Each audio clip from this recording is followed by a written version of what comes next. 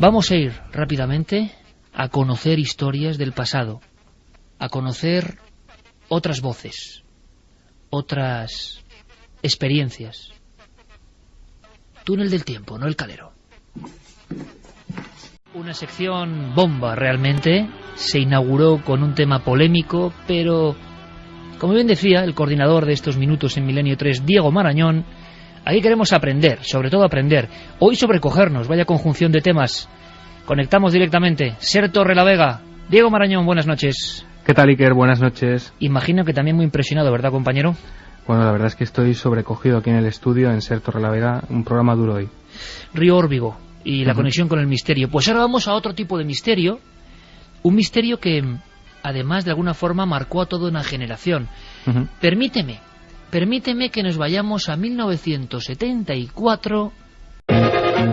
Diego, futurista total para la época y además con grandísimos periodistas en activo.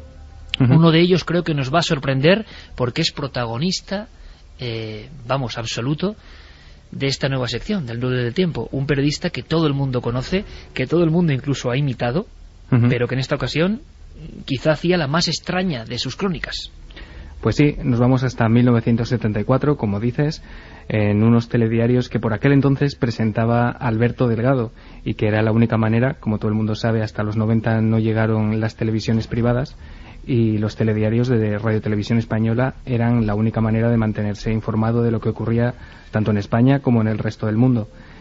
Por aquel entonces, además de los presentadores, y tal como ocurre hoy, también había corresponsales en una, digamos, incipiente actividad, pero ya lo sabía. Hoy vamos a conocer a uno de ellos, como dices. Uno de ellos que yo creo que, vamos ni a presentar, Diego, vamos a escucharlo directamente y luego comentamos qué hacía exactamente allí. La voz inconfundible, quizá el periodista más famoso de su tiempo, JH, las iniciales, en la puerta del cine prácticamente, comentando algo que estaba convulsionando a todos los Estados Unidos. Desde que al día siguiente de la Navidad una película llamada El Exorcista se estrenó en 22 ciudades norteamericanas, hay un infierno desatado sobre este país. Inmediatamente se formaron largas y serpenteantes colas donde el público esperaba hasta 4 horas para asistir a un espectáculo de 2 horas de horror. Poco después, más de 4 millones de personas habían pagado ya algo así como $10 millones por ver El Exorcista. Luego, la revista Newsweek, de la que he tomado sus líneas iniciales, sigue y dice: sin embargo, muchos de esos espectadores se salieron antes de que la película terminase. Otros se desmayaron, otros vomitaron allí mismo, en el cine. Y por lo que uno ve y oye, puede añadir, otros dieron gritos histéricos, otros parecieron perder momentáneamente la razón, otros lloraron de miedo, otros se sintieron poseídos del demonio. Todo eso es cierto y se sabe. Todo eso puede ser quizá el producto de una alucinación colectiva, pero los miles y miles de personas que cada día en muchas ciudades de Norteamérica se apiñan a la puerta de los cines que pasan El Exorcista no van engañados. De hecho esperan, temen, tal vez desean, sufrir ellos mismos esa que le dicen tan terrorífica alucinación. Que la película es ciertamente terrorífica, la más terrorífica de cuantas el cine puede haber producido, eso nadie lo duda. ¿Hasta dónde, a qué insospechados límites puede llegar el terror? Es lo que alimenta las siempre nutridas filas de presuntos espectadores. Y también quizá esa atracción tan antigua como el hombre, de jugar con el fuego de un más allá, o traspasar las fronteras de lo demoníaco.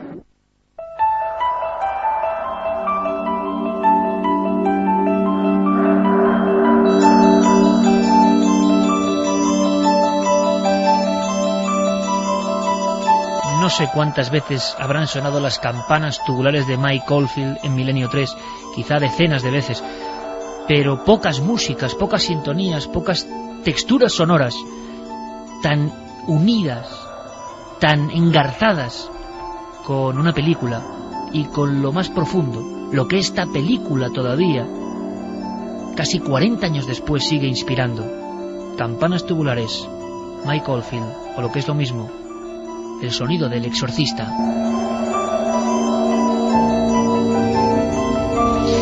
Diego era Jesús Hermida, evidentemente, haciendo una crónica por el eco social. Algo estaba ocurriendo con una película que no había ocurrido jamás en la historia del cine.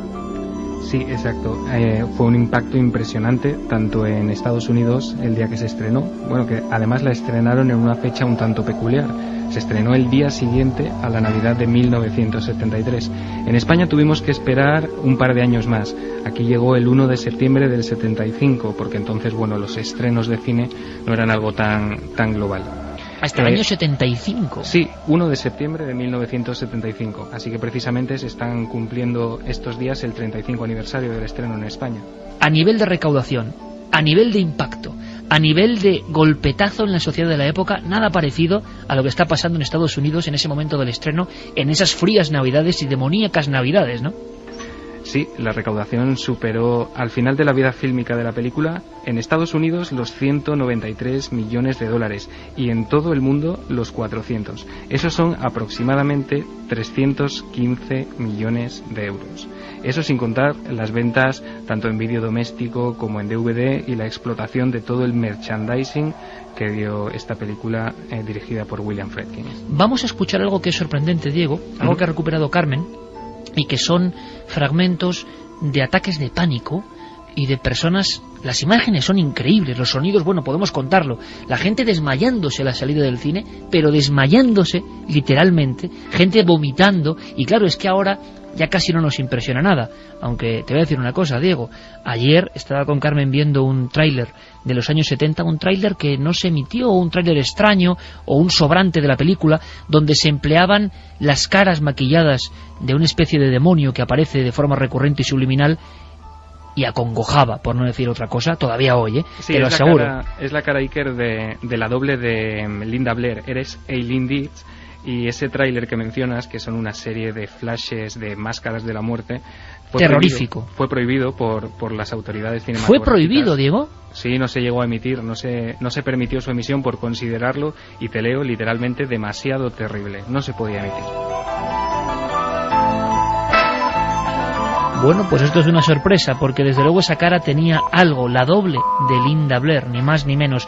Pero vamos ahora a escuchar esto, y le ponemos voz, no doblaje, pero sí, explícanos, Carmen, qué estamos viendo ahora en los cines. Noel, ponemos este documento, la gente en los cines pasándolo mal, pero de verdad.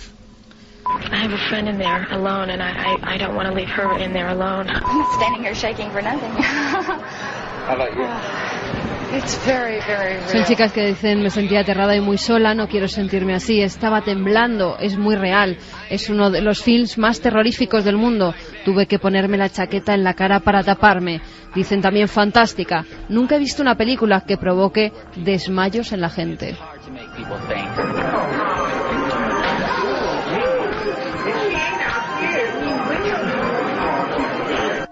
Estaba ocurriendo y no era solo marketing, al parecer. Diego ha recuperado algunos documentos que creo que son apasionantes para el túnel del tiempo, y ahora tenemos una sorpresa, y es que Javier Sierra nos va a contar algo que yo no conocía. Hay varias cosas que no conocía del Exorcista, parece mentira, pero las hay.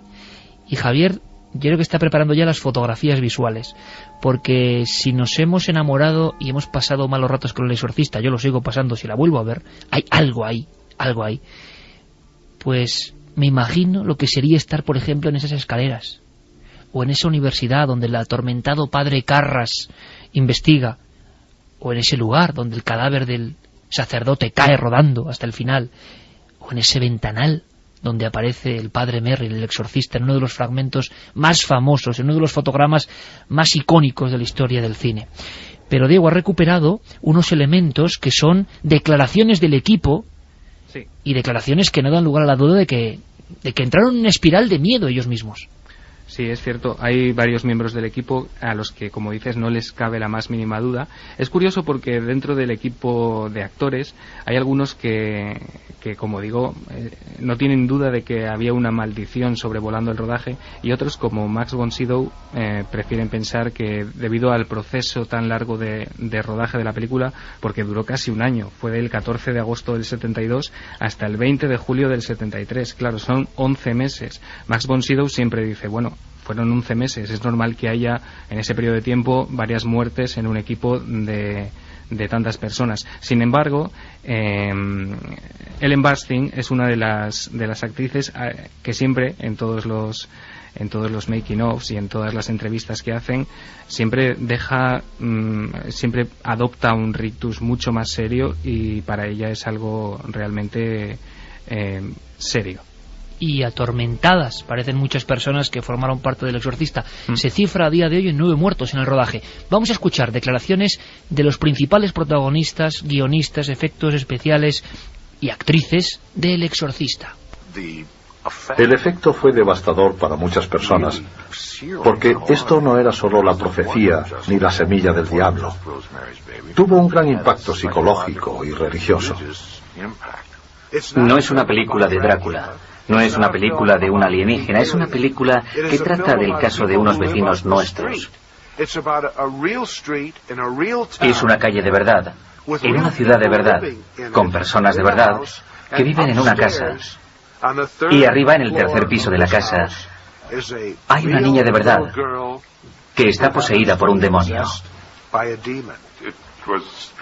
Fue muy curioso ver cómo la película pasaba de ser una película de terror a convertirse en un fenómeno que ponía a prueba al público. La gente decía, yo fui a verla y 3 personas que había a mi lado se desmayaron y tuvieron que llevárselas. Otro se puso a vomitar y cosas así. Yo veía lo que ocurría sin poder comprender cómo tanta gente podía reaccionar de esa forma. ¿Pero qué les pasa? Si es una película. La película sigue teniendo el mismo valioso efecto hoy en día. Produce una intensa respuesta emocional. Que sea positiva o negativa, no importa. Es la respuesta. Estuviste vivo durante esas 2 horas. Muy vivo. La gran pregunta, Santiago Camacho, es ¿qué sigue teniendo El Exorcista?